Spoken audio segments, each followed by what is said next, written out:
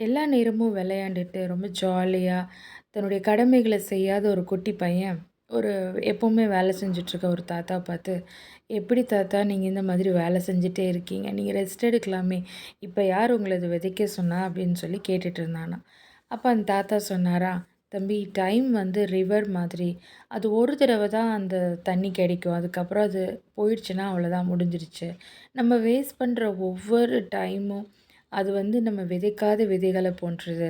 அது என்னைக்குமே முளைக்காதுப்பா. நம்மளுக்கு அது பலன் தராதுன்னு சொன்னோன்னே, அன்னைக்கு அவன் உணர்ந்து கொண்டவன் அவனுடைய வாழ்க்கைய மாத்தி தன்னுடைய நிலைமைய மாத்திட்டானாம்.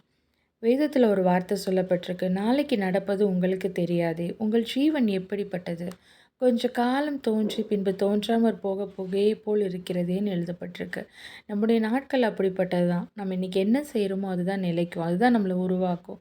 ஸோ நம்மளுடைய வாழ்க்கைய சரியான விதத்துல நம்ம நிலைப்படுத்துவோம். கர்த்தருக்குள்ள வளருவோம். God bless you.